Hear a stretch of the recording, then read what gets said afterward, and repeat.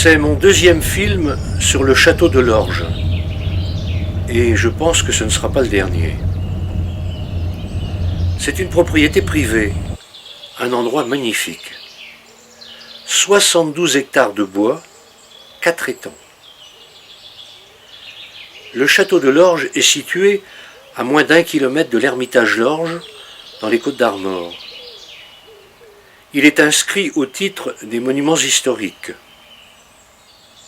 Vous n'allez pas voir que la faune sauvage, mais aussi tous les travaux, les transformations qui embellissent ce lieu magique. J'adore y aller, quand je peux.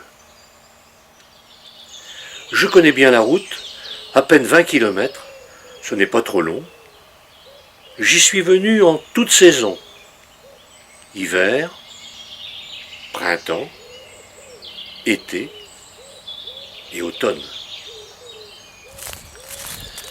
Je commence à bien connaître les alentours du château.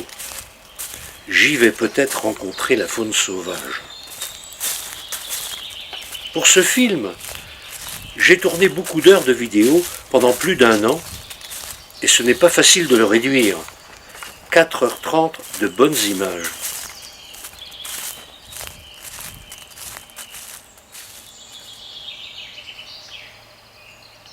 Au bout d'un chemin, j'ai la chance de rencontrer 2 chevreuils. Heureusement qu'ils ne m'ont pas repéré.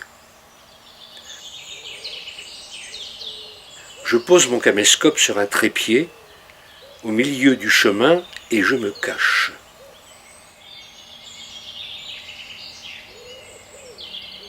Lorsque je pratique le cinéma animalier, je prends grand soin de ne pas compromettre une couvée, ni de provoquer la fuite de ces chevreuils. Ma passion pour la vie sauvage, celle des animaux, des oiseaux, me conduit à pénétrer dans leur espace de vie, à m'y fondre, embusqué, immobile et silencieux, durant des heures, au petit matin ou au jour couchant. Car connaître le monde animal ne suffit pas. Si l'attente est longue, lorsque le sujet est là, tout va très vite.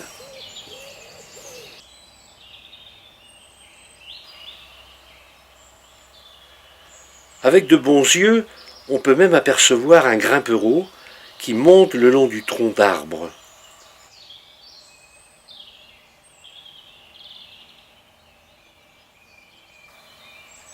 Ces chevreuils, et maintenant ce chevreuil, je les ai filmés pendant plus de 10 minutes.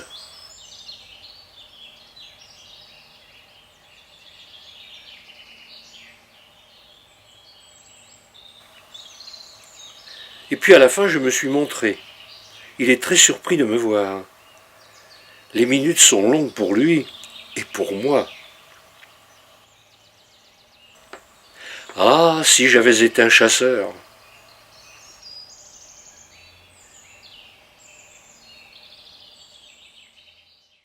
Je sais pertinemment qu'un affût consciencieusement préparé n'est pas une garantie de succès.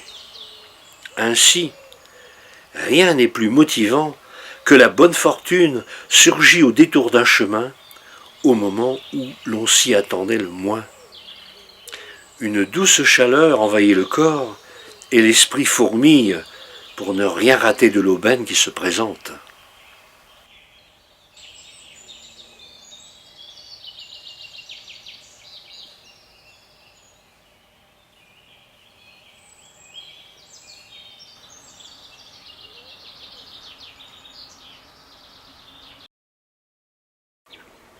Un héron cendré prend la fuite à mon approche.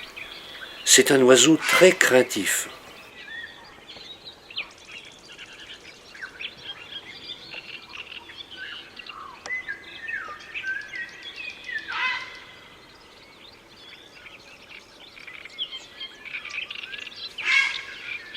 Ici, tout est sauvage, même le simple canard colvert. Pas question de lui donner du pain pour le faire venir. C'est même un exploit de le filmer. Je vous présente Florent Lamour.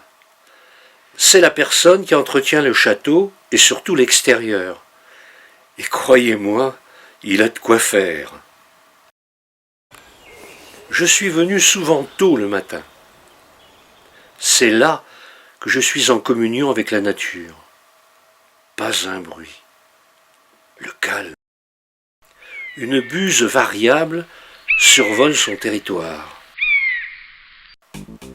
En ce dimanche matin, je ne suis pas seul en ces lieux habituellement si tranquilles. C'est la rando du Lier qui traverse la propriété. Bonjour les gars. Ça va?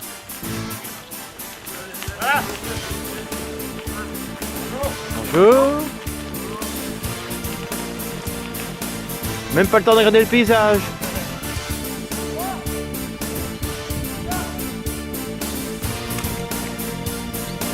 Les premiers vont vite, mais les autres prennent un peu plus le temps d'admirer ce parc magnifique.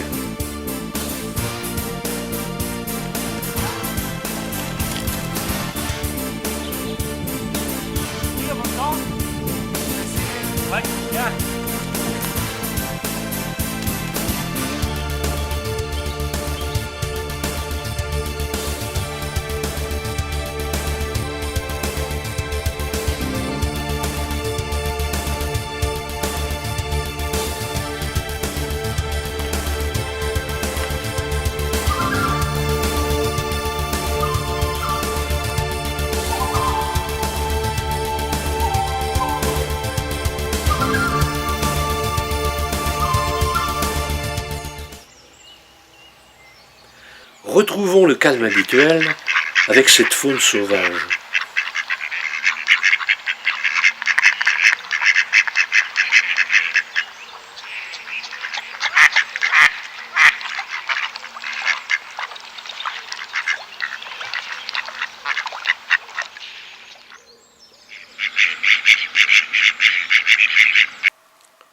Ici, tout est sauvage, même les chats. Dans certaines parties des dépendances du château, les chats peuvent entrer. Et par exemple, la chouette effraie ne peut s'installer car le chat est le grand prédateur des oiseaux. Mais ici, les chats ne peuvent venir, pas d'escalier. Et j'en suis sûr, la chouette effraie est là-haut, un véritable refuge, un vrai biotope pour elle.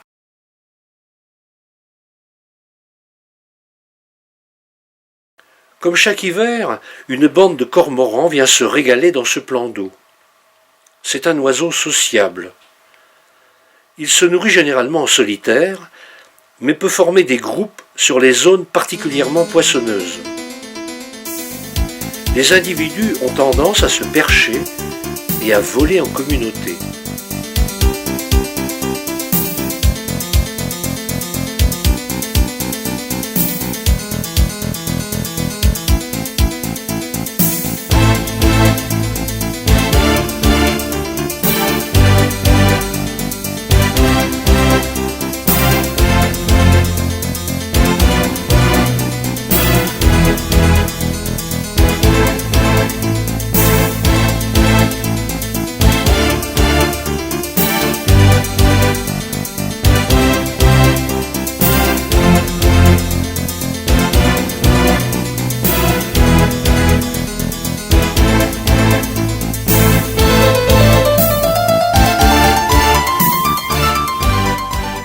Ce matin, tout est gelé, même les plans d'eau.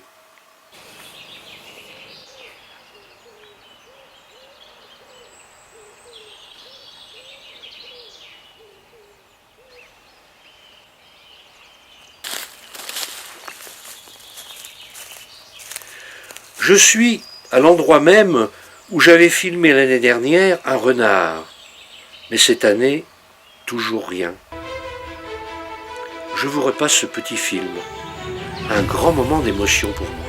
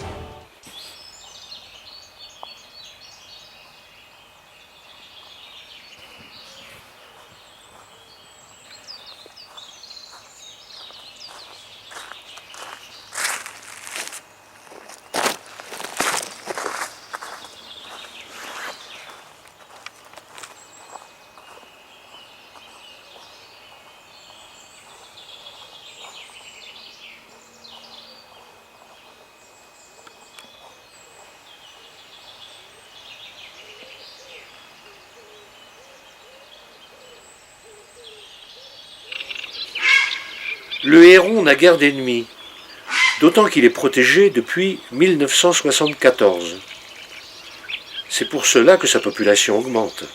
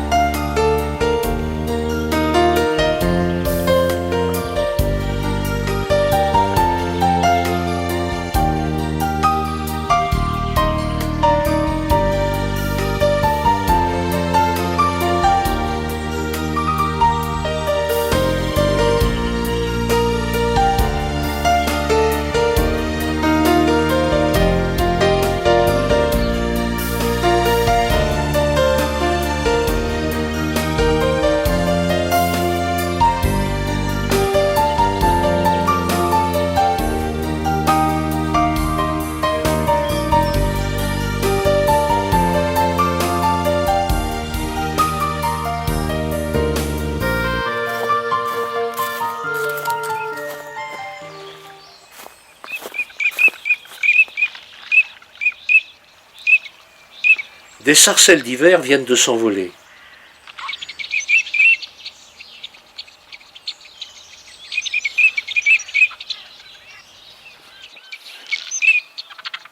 Heureusement qu'il en reste encore quelques-unes. Ce plan d'eau est aussi gelé. C'est le plus petit canard d'eau douce d'Europe.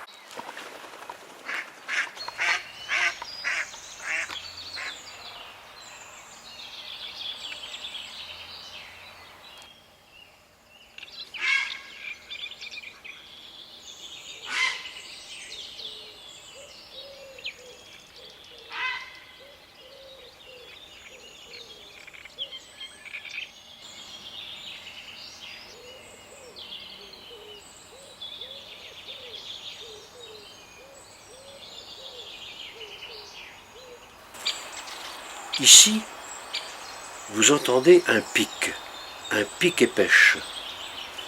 Je vous en parlerai davantage au printemps.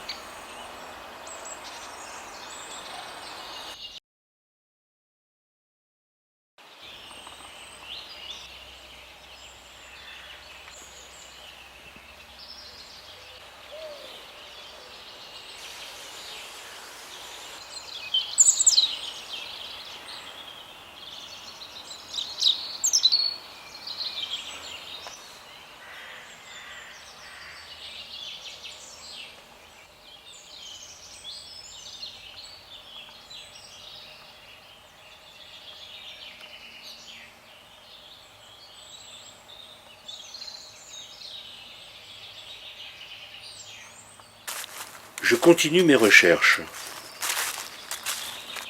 Tiens, un prédateur est passé par là. Plus loin, une inscription sur un arbre. ALP 1916.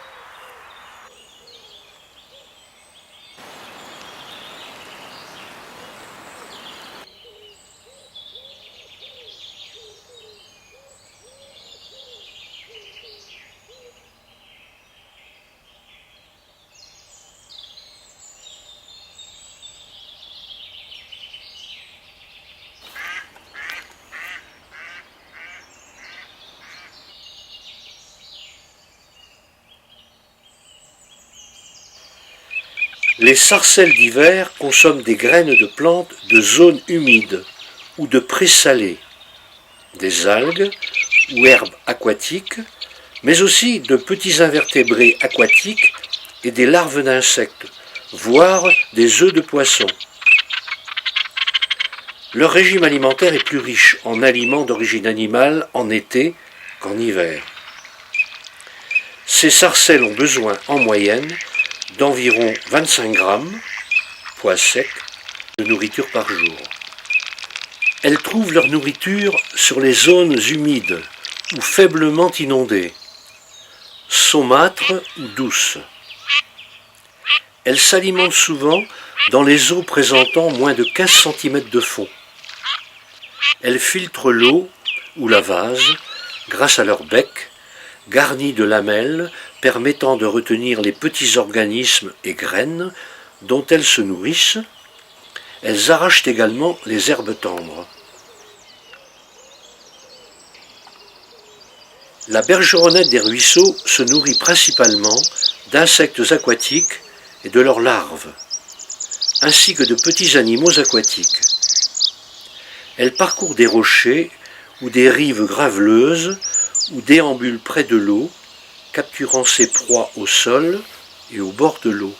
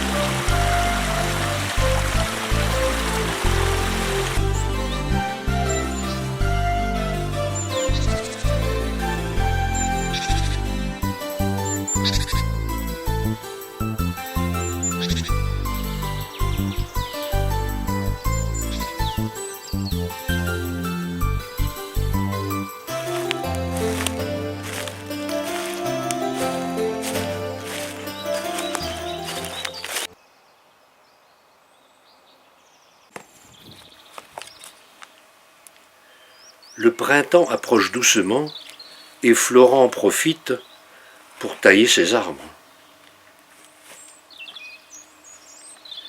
Je suis toujours attiré par la réserve en haut de cette ancienne écurie. Qu'y a-t-il là-haut ?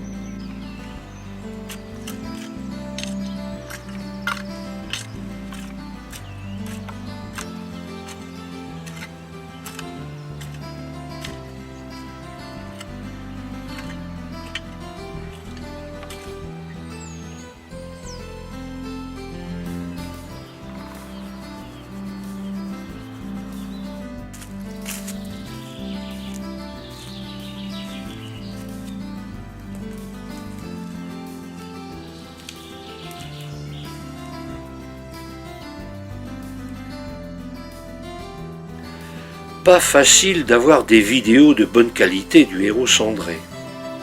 Déjà, c'est un oiseau gris clair, et si vous rajoutez en plus du soleil, vous voyez le résultat. Ce n'est pas terrible. les images sont trop claires.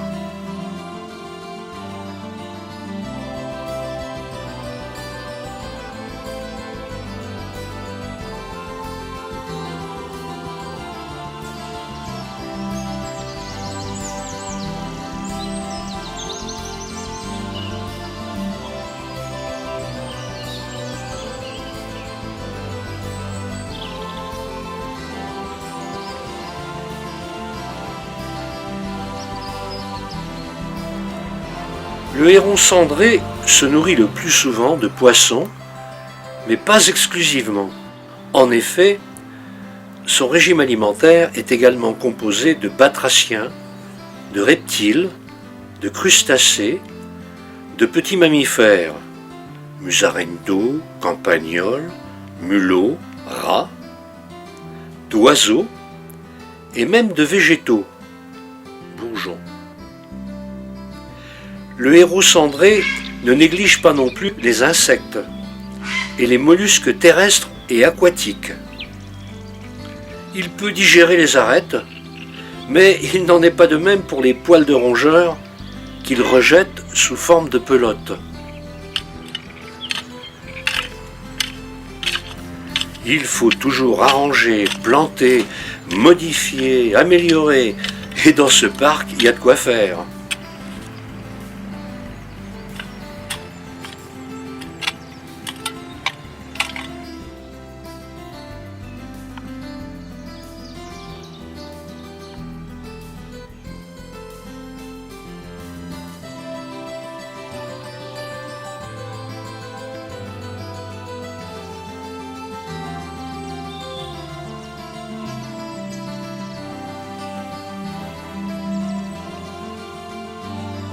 Lionel, le fils de Monsieur Hervé, est là pour les gros chantiers, et il y en a.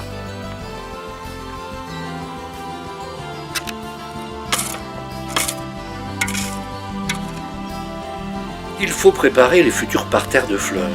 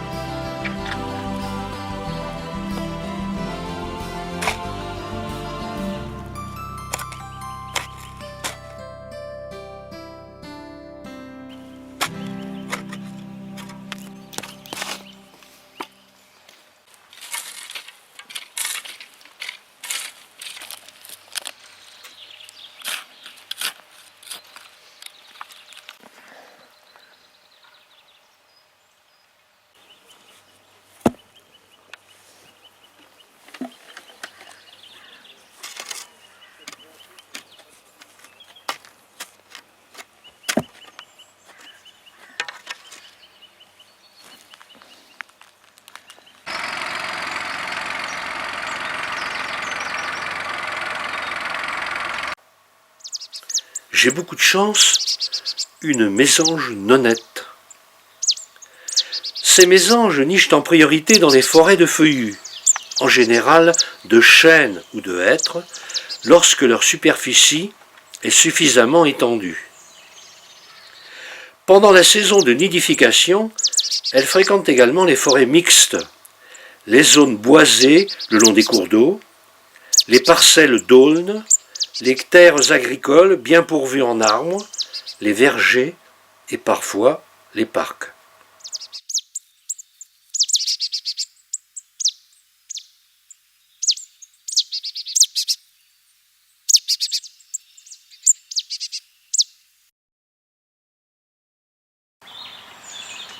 Dès la fin de l'hiver et jusqu'au cœur de l'été, les chants des oiseaux résonnent de tous côtés. Chacun y va de sa ritournelle, répétée inlassablement des milliers de fois par jour. Véritable musique avec des mélodies, des refrains, des variations ou simples répétitions monotones de 2 ou 3 notes, cela n'a pas d'importance. Seul compte le fait qu'une espèce ait son chant propre, délivrant son message à tous les membres de la famille. Cet assenteur mouché annonce la belle saison par son chant.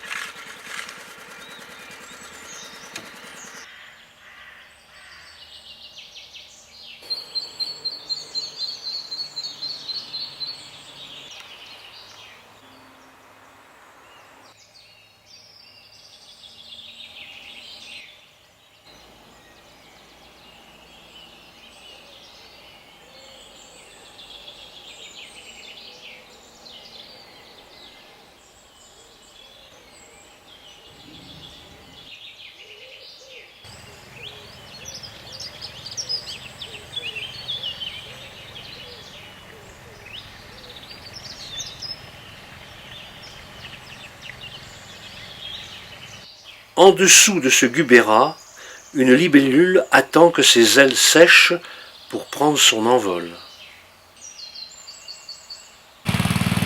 Florent continue à entretenir ce magnifique parc.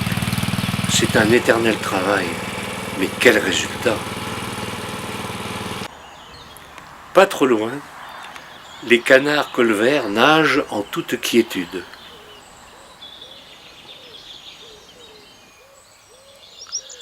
Derrière le château, cette bergeronnette des ruisseaux apporte à manger à ses oisillons.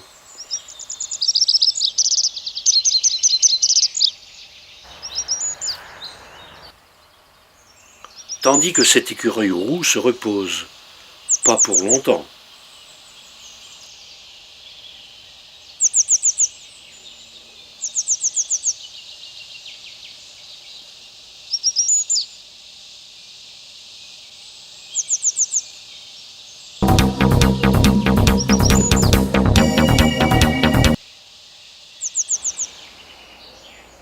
Le parc se transforme doucement avec les couleurs des fleurs.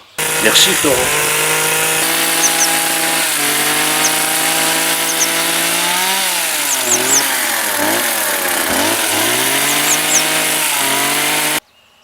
La chouette effraie habite tout en haut dans cette ancienne écurie.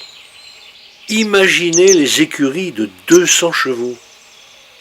Elles trahissent les ambitions du duc de Lorge qui, dit-on, voulait tenir garnison dans son domaine.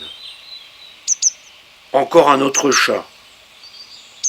Le chat, c'est l'un des plus grands prédateurs pour les oiseaux. Et oui, l'un des dangers, peut-être devrions-nous dire le danger, qui menace les oiseaux, ce sont les chats.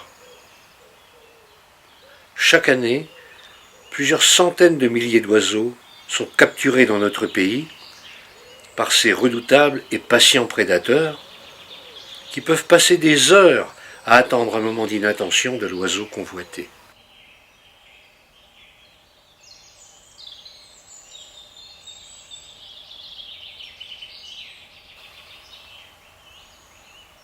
Dans un autre plan d'eau, les oiseaux s'activent. Je ne compte plus le temps passé à observer les oiseaux en toute saison.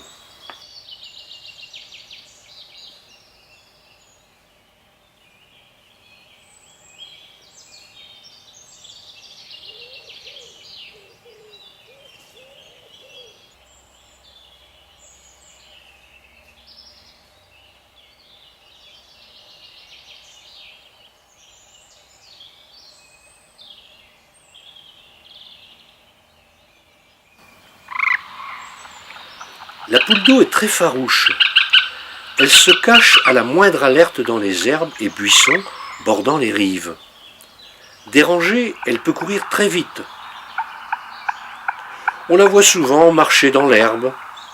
Très agile, elle est également capable de monter sur les arbres pour se reposer. Elle hoche la queue en nageant ou en marchant. Pour défendre leur territoire, les poules d'eau se livrent à des joutes de coups de patte et il arrive même qu'un doigt soit cassé.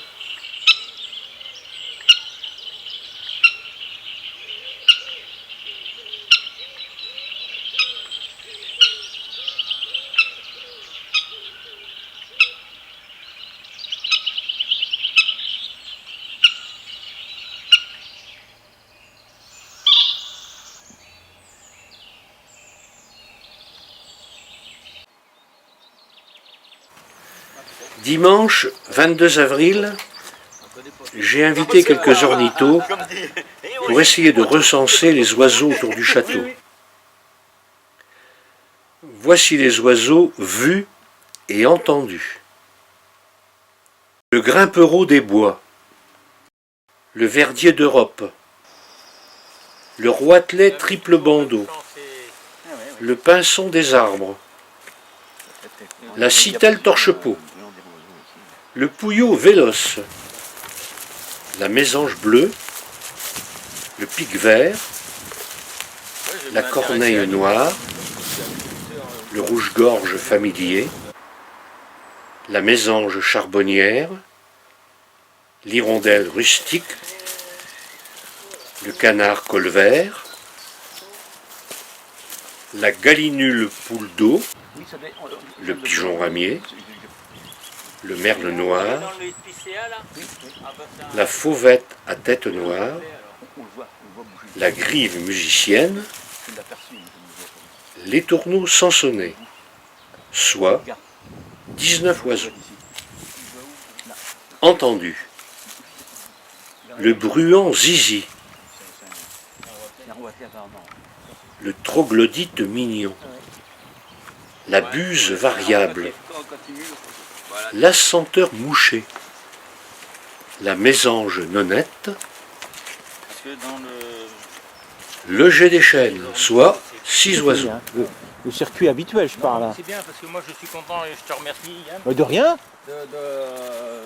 Il y a déjà plusieurs fois que c'est vrai que tu m'invitais. Bon, Alors, il y a le pic noir, je voudrais bien le filmer. Ah, le pic noir, j'ai vu. Oui, tu m'avais dit. J'ai vu au Bel-Orient là parce que il y avait. Jack m'avait appris. Mais aperçu précédemment, le martin pêcheur, la mésange noire, le héros cendré, la bergeronnette grise, la bergeronnette des ruisseaux, la mésange à longue queue, le piquet-pêche et le martinet noir, soit 8 oiseaux. 34 espèces ont donc été recensées autour de ce château de l'Orge. Pas mal. Je ne parle pas des oiseaux hivernants comme la sarcelle d'hiver, le grand cormoran. Et puis, il y a sûrement des oiseaux nocturnes comme la chouette hulotte et la chouette effraie. Celui des jardins et des arbres, c'est pas les mêmes. Non. Ah non. Bah, il est pas dans un jardin, il est dans un arbre. Le signe de commandement. Alors quand il est rentré dans Paris pour combattre les Versaillais lui ont. Enfin, les Parisiens lui ont donné un plumeau rouge et blanc. Rouge.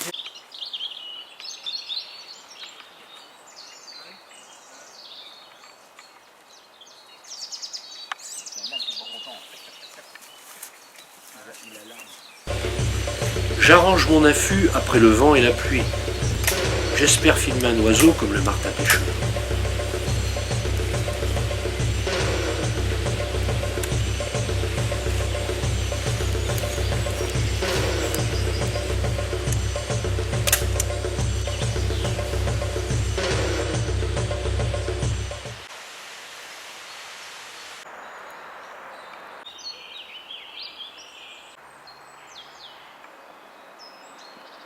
Ah, j'aurais dû commencer par lui, le maître des lieux, monsieur Joseph Hervé.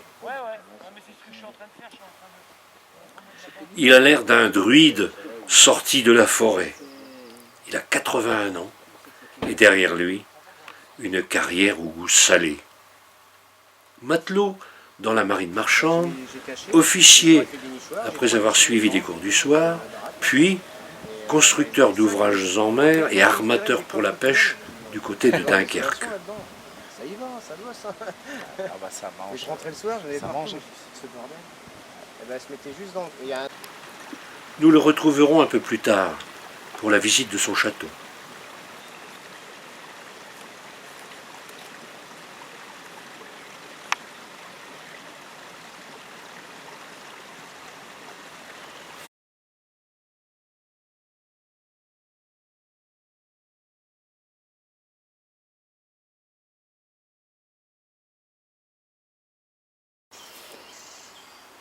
Au premier plan d'eau, il y a un problème. Il fuit et le niveau a baissé. Donc l'eau se réchauffe plus vite. Des algues vertes sont apparues, ainsi que d'autres plantes invasives.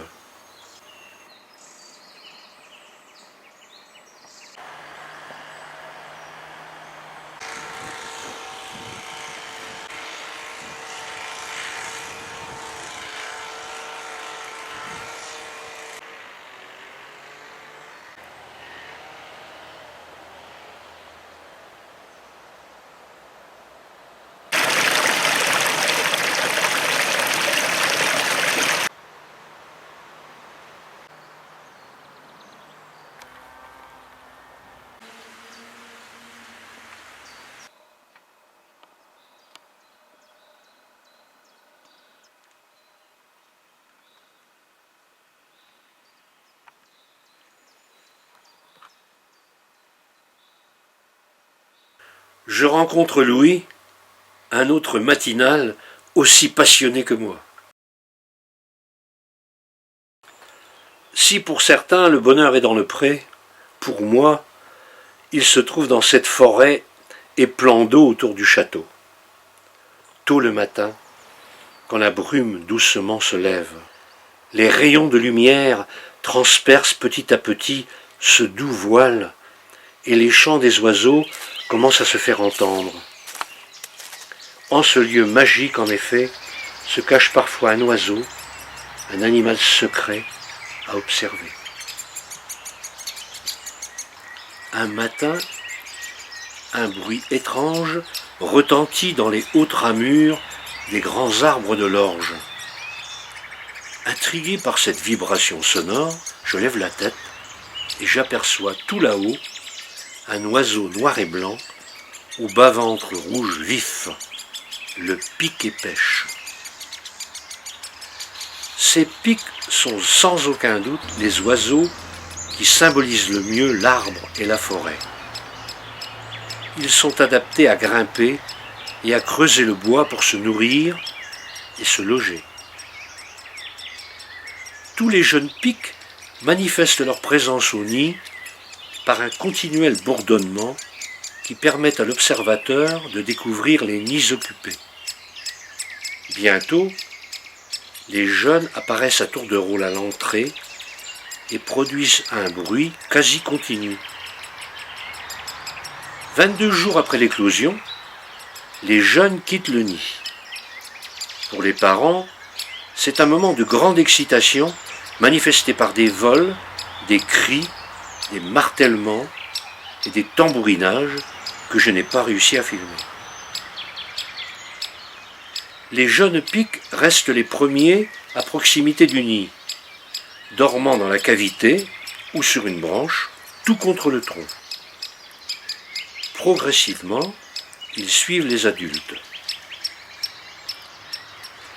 Les pics-et-pêches n'élèvent normalement qu'une nichée par an. Mais s'il y a perte des œufs ou des jeunes dans les premiers jours, il y aura toujours une ponte nouvelle de remplacement. Après l'envol, la famille s'éloigne et reste cohérente 1 ou 2 semaines encore. Mais les pics ne sont pas sociables, même pendant la nidification. Les adultes, reprenant leurs habitudes solitaires, ne tolèrent plus la présence des jeunes, et ceux-ci s'égaillent en quête d'un territoire libre. Nous retrouvons le premier plan d'eau avec les poules d'eau et des jeunes.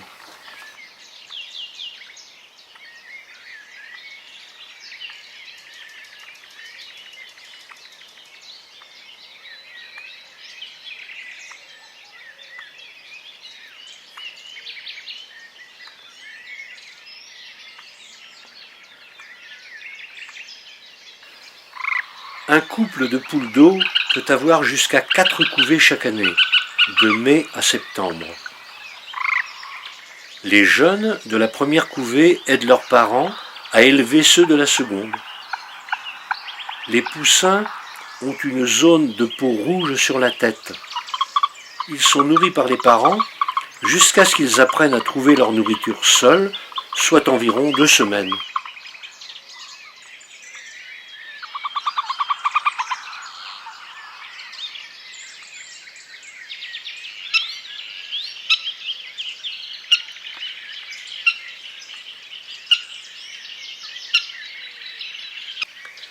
Enfin il est là, mon oiseau, le martin pêcheur d'Europe. Malheureusement pour moi, trop de lumière. J'ai revu le bel oiseau, et comme à chaque fois, j'en suis ému. Cette fois-ci, ce n'est pas un éclair azuré, une fulgurance turquoise, non. Il est là, tranquillement posé sur une branche, surplombant l'eau, à quelques 10 mètres de moi seulement. Il me permet ainsi d'admirer à loisir son plumage irisé, couleur du temps. Moment de grâce qui soigne les bleus à l'âme. Je reste immobile pour ne pas l'effrayer. Quelle beauté ce martin pêcheur, avec son habit bigarré. Il rivalise facilement avec tous les oiseaux tropicaux. C'est un beau mâle. Un indice pour les reconnaître, le bec est intégralement noir chez le mâle, alors que la base de la mandibule inférieure est orange chez la femelle. On le rencontre au bord des eaux calmes, propres et peu profondes, plutôt en des lieux abrités du vent. Son existence reposant sur la capture de poissons en nombre suffisant, le martin pêcheur doit disposer d'une eau pure et poissonneuse. Les rives, pourvues d'arbres et de poteaux, utilisées comme des perchoirs, sont appréciées. L'eau doit rester assez claire pour un bon repérage des proies. Les adultes sont sédentaires si le climat le permet, mais les jeunes se déplacent parfois loin. Malgré ses vives couleurs, le martin pêcheur n'est pas facile à voir. Les couleurs métalliques de ses faces supérieures constituent en effet un excellent camouflage lorsqu'il file au ras de l'eau sur ses courtes ailes vibrantes. Heureusement, il pousse des cris distinctifs émis surtout en plein vol, ce qui permet de le repérer. Ces sifflements métalliques et aigus ne ressemblent à aucun autre. L'essentiel du menu du martin pêcheur est composé de petits poissons, tels que les vairons, épinoches et autres, jusqu'à 125 mm.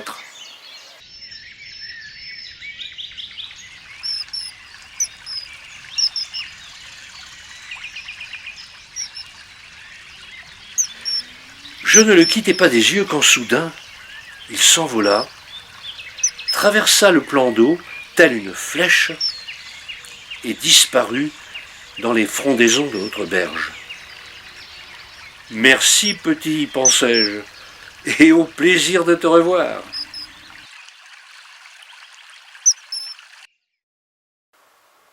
Nous retrouvons enfin M. Hervé qui enlève les mauvaises herbes.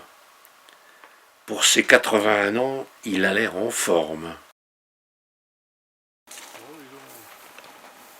les nourriciers qui m'emmerdent, qui sont malades là. Ah, ça va peut-être leur passer dessus.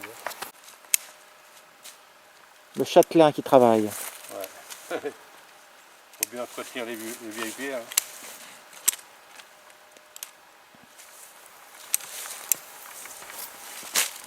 Vous savez faire tout ça? Parce que je n'oserais pas tailler, moi. Ça, tout un art, hein. Oh non, non, c'est pas un art, comme c'est pour faire de la haie, il faut les... Ah d'accord, oui, oui, oui.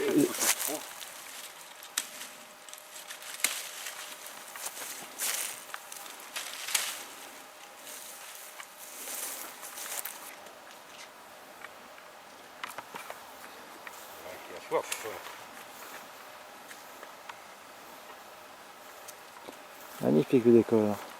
Hein? Magnifique le décor en plus. Ah bah là, ouais, ça c'est... On raconte dans la touffe, là, par exemple, vous allez avoir...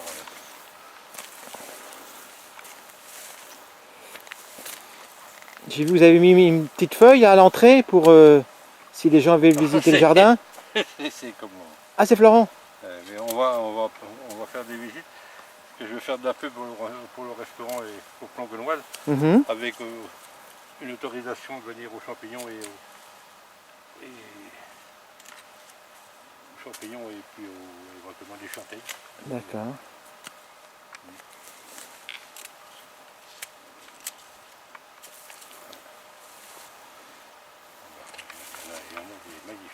Là, il manque un petit panneau quand même à l'entrée là, enfin à l'entrée, sur la route.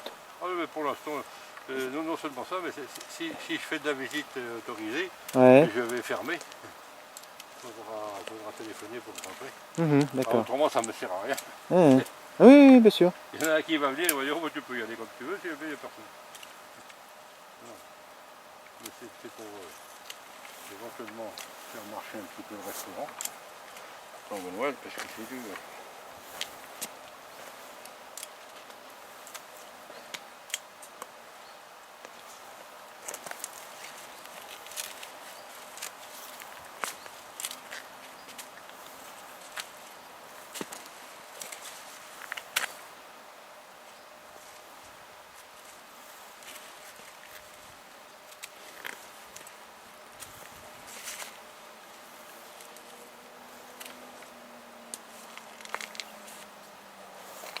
Super les corps, je radote. Bon, Mais... Super, avec vous avec en plus. Ah oui. Ah, Regardez, une belle plante. Celui-là, un des plus beaux. Là. Ah ouais, les couleurs là, avec du jaune au bout. Ouais. De soleil.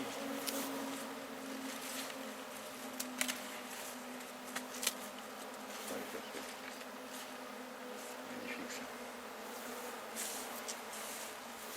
C'est mieux que les roses quand même. Hein. Ouais, Eh oui, on replanter de... ces dahlias sont magnifiques. Puis il écrit bien, Florent. Belle Le écriture. dahlia est originaire des régions chaudes du Mexique, d'Amérique centrale Non, mais ainsi après, que c'est de une la belle écriture. Colombie. Parce que c'est pas donné à tout le monde hein, d'écrire. Les Aztèques utilisaient cette plante quotidiennement. Je ne pourrais pas le faire. Ouais. Aujourd'hui Moi non plus, commercialisé pour ses qualités ornementales, le dahlia compte plus de 40 000 Encore, ça va variétés tous les noms, hein. hybrides. Oui, mais Les fleurs, Oui, non, mais enfin, je dis oui. aux formes et aux dimensions variées, sont de tous les coloris, sauf le bleu. J'ai compris. Hein. Mhm. Il devait être 40 et ils étaient... Ouais, vous m'avez dit. 240. Ouais, j'ai vu après l'article est toujours sur internet, hein, la photo que vous êtes dessus là. Ouais. Alors, vous verrez un peu parce que... Une chair qui servira à rien, le propénant. Pour moi, peut-être un jour mes enfants, mes petits-enfants, s'ils veulent, je m'en fous. Mais c'est parce que j'aime faire des travaux. Je sais. Et à Planguenoal, vous faites la même chose? Oh, plan de moelle, Non, mais le jardin. Ah, Oui. Je fais des légumes. Enfin, il y en a moins, mais... 3-4 000 m² de légumes, mais de légumes. Ah oui, d'accord. C'est beaucoup de travail aussi. Ah oui, et la terre est basse. Hein. Oh, ça me dérange pas. Je peux être à faire du binage au ras de terre des heures entières, ça ne me dérange pas du tout. On a un beau aussi, tiens. Ouais. Ils ont un beau feuillage, on voit qu'ils n'ont pas souffert. Quand on voit un qui est un peu spécial, lui. Bizarre, lui. Il a beaucoup de feuillage. Pas beaucoup de fleurs. Donc j'ai essayé quelques fois, mais c'était là. J'ai retrouvé une vitesse. Il y a deux, trois petites boutures qu'il y avait il y a 3 ans. Là.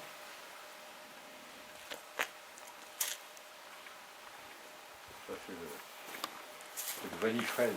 Vanille fraise. Ouais. Ça ressemble un petit peu à l'hortensia. Enfin, Oui, c'est la même famille, c'est un hortensia. Hein. ah, d'accord. C'est une variété d'hortensia. C'est la variété qui s'appelle vanille fraise.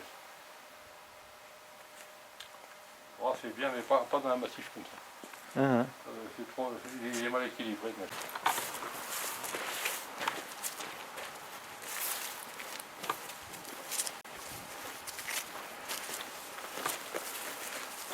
Monsieur Hervé nous emmène à l'intérieur de son château. C'est un privilège. On y arrive. Peu de personnes l'ont visité. Regardez, Je admirez. voulais mettre des herbes aromatiques là, pour le restaurant éventuellement.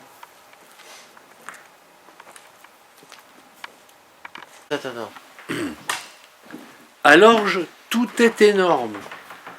4000 m² de surface. 8000 m² de plancher classé. Des plinthes et des moulures au kilomètre. Des pièces longues, larges, hautes.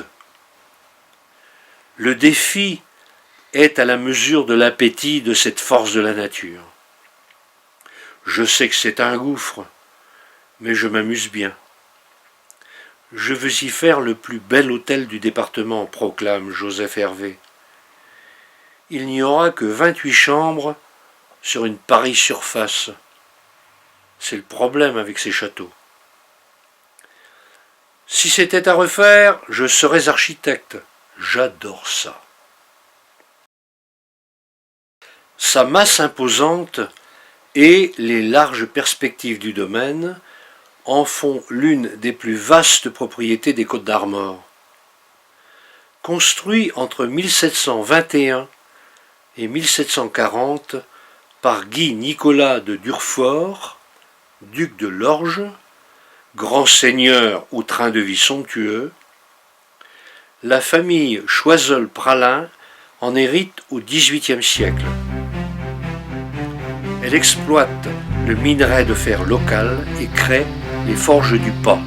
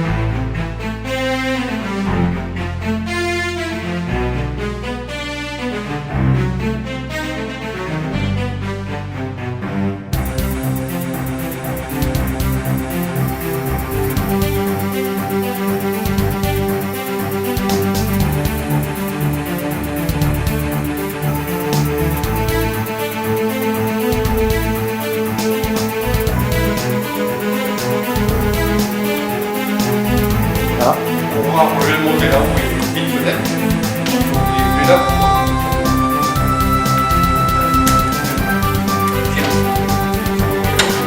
Il faut penser à changer parce que il n'y a plus le vent, non, ça va pas trop.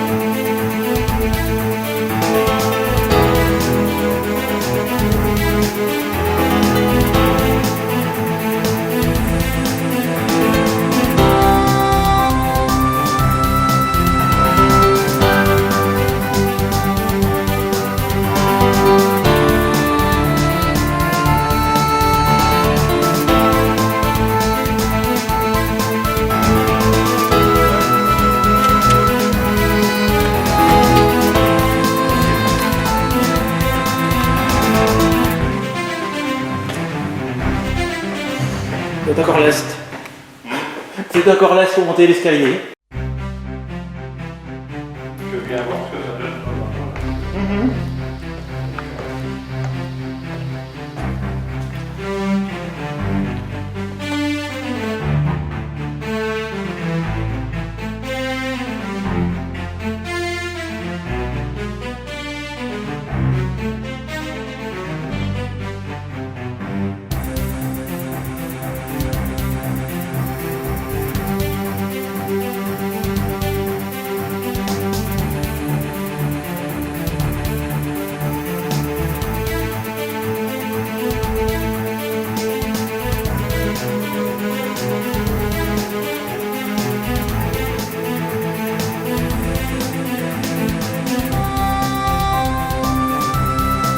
Merci Monsieur Hervé pour cette visite.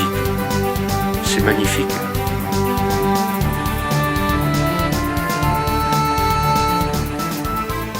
Retournons à l'extérieur pour installer un affût provisoire.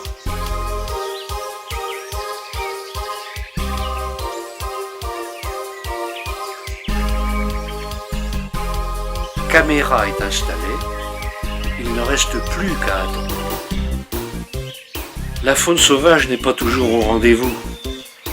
Il faut beaucoup de patience. Les chevreuils fascinent les hommes depuis la nuit des temps. On ne connaît toujours pas leur mode de vie, leurs habitudes, leurs comportements. Et beaucoup de gens appréhendent mal la place qu'ils tiennent dans le grand bal du vivant. Ce ne sont pas des animaux toujours faciles à observer.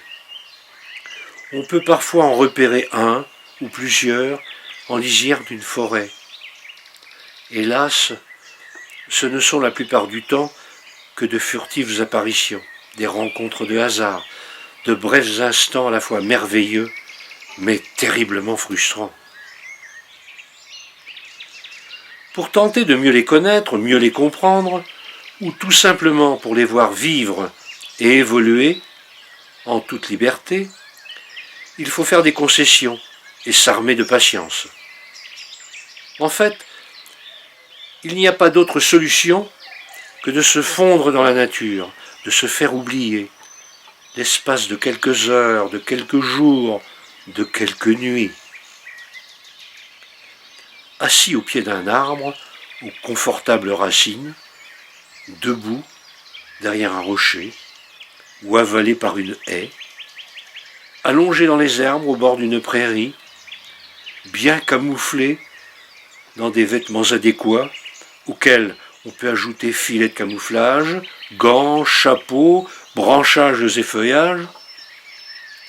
Il faut apprendre soi-même à devenir arbre, rocher, haie, herbe, prairie. Immobile, l'attente est souvent longue, et les fourmis dans les jambes, souvent au rendez-vous. Mais quel bonheur, parfois, devant l'animal qui ne vous a pas deviné.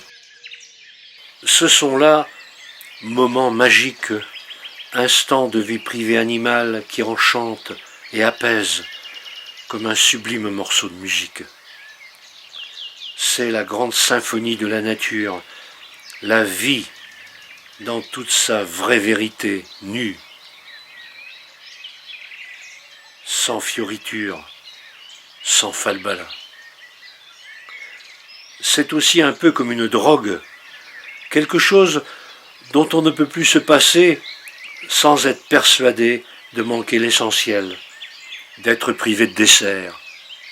Alors, on y retourne. Certain, à chaque affût, que cette fois-là sera la bonne, que l'on aura la chance de les voir et de les filmer.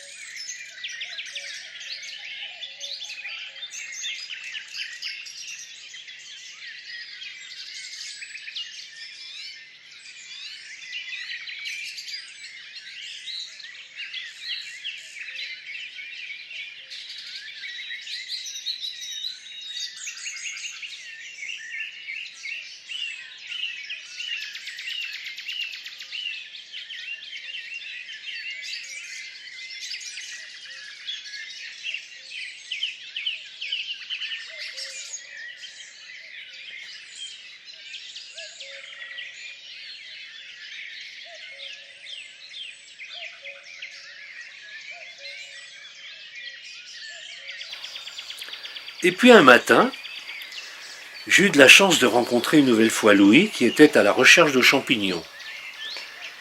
Il connaît bien une autre partie de la forêt de l'Ermitage-Lorge. Je l'ai bien suivi pour ne pas me perdre. La forêt, il la connaît bien.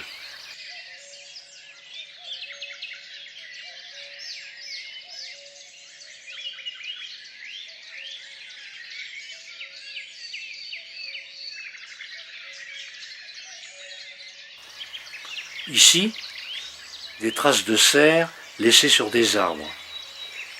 Les cerfs sont beaucoup moins nombreux que les chevreuils dans cette forêt.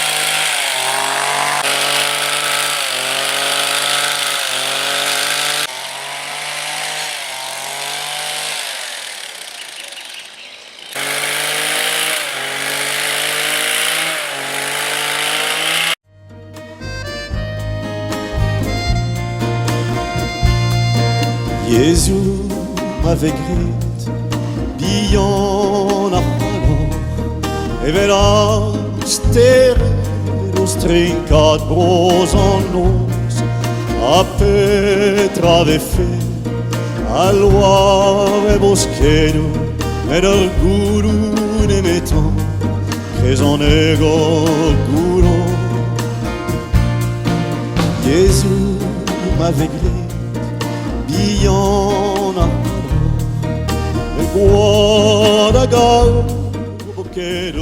Je tiens à remercier M. Joseph Hervé, son fils Lionel, ainsi que Florent Lamour pour leur accueil.